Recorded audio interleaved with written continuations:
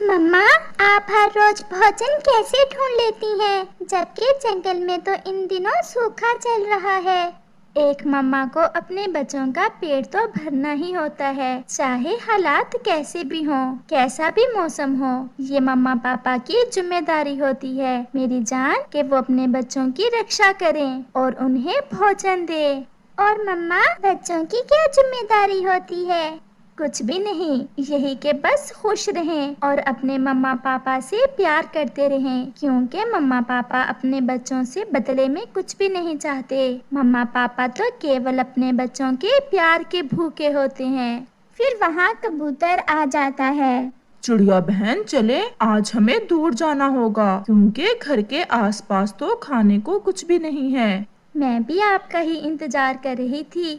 रास्ते से जाते हुए मिट्ठू तोते को भी साथ लेकर जाना है।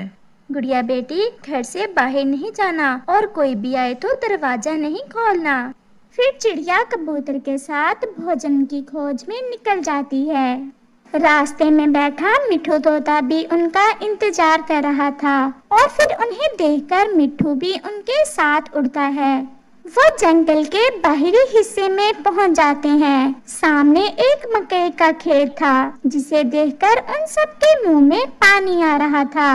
चिड़िया बहन, क्यों ना आज इस मकई के खेत से कुछ मकई के भुट्टे ले लें। कबूतर भैया, ये मकई का खेत तो चील का है। सुना है वो चील किसी पक्षी को भी अपने खेत से मकई नहीं खाने देती। वो सामने चील बैठी हुई है, चलो हम जाकर पूछ लेते हैं। अगर मकई ना देगी तो फिर पूछने में क्या दिक्कत है। फिर चिड़िया, कबूतर और तोता उस चील के पास जाते हैं। चील दी, आप कितनी सुंदर है और शक्तिशाली। क्यों नहीं, हमारी चील दी की आंखें तो ऐसी हैं जैसे गहरा सागर हो। वो सब ऐसे चील की तारीफें करते हैं। चील दीदी, आपके मम्मा पापा भी आप जैसे ही दयालु होंगे। सुना है आप किसी भी पक्षी को मकई लेने से नहीं रोकती। उन सब की बातें सुनकर चील भी थोड़ा फूल जाती है। क्या मैं सच में इतनी सुंदर हूँ?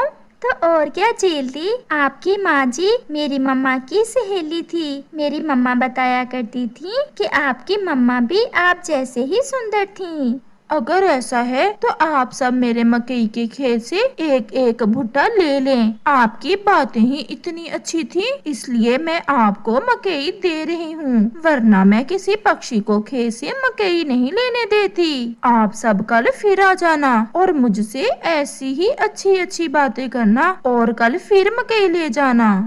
फिर चिड़िया, कबूतर और तोता एक एक मकई का भुट्टा लेते हैं और वापिस होते हैं। कौवा भी भूख का मारा एक पेड़ पर बैठा हुआ था। जैसे ही कौवे की नजर चिड़िया, कबूतर और तोते पर जाती है, वो तुरंत उनके पास जाता है। चिड़िया, जंगल में तो खाने को कुछ नहीं है और आप सबको ये ताजे ताजे मकई के भुट्टे कहाँ से मिल गए?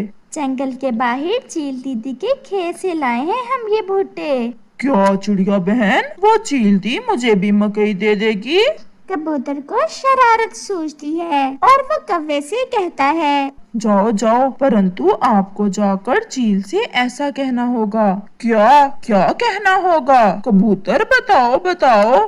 कौवे, तुम जाकर उस चील से कहना कि तुम बहुत गंदी हो, तुम्हारी आंखें भी बहुत गंदी हैं और तुम्हारे मम्मा पापा भी बहुत गंदे हैं। ऐसा कहने पर चील दी तुम्हें एक मकई का भुट्टा दे देगी। क्या कबूतर, ऐसा कहने पर तो चील को गुस्सा आ जाएगा। तोता भी कबूतर की शरारत समझ जाता है और वो कौवे से कहता है, नहीं नहीं, उस चील को उल्टा समझ आता है। जब आप ऐसा कहोगे तो वो उसका मतलब उल्टा समझेगी, यानी वो बहुत अच्छी है और उसके मम्मा पापा भी बहुत अच्छे हैं। कौवा और कोई बात सुने बिना वहाँ से उड़ता है और सीधा चील के पास जाता है। तोते और कबूतर भैया, आज तो कौवा पिटेगा और बहुत पिटेगा उस चील से। इसकी पत्नी और ये भी मुझे हर समय गंदी आंखों वाला कहते हैं। मुझे तो कौवे को पिटता देख बहुत मजा आने वाला है। चील दी, क्या सोई हैं आप? हाँ, मेरी आंख लग गई थी। चील दी, एक बात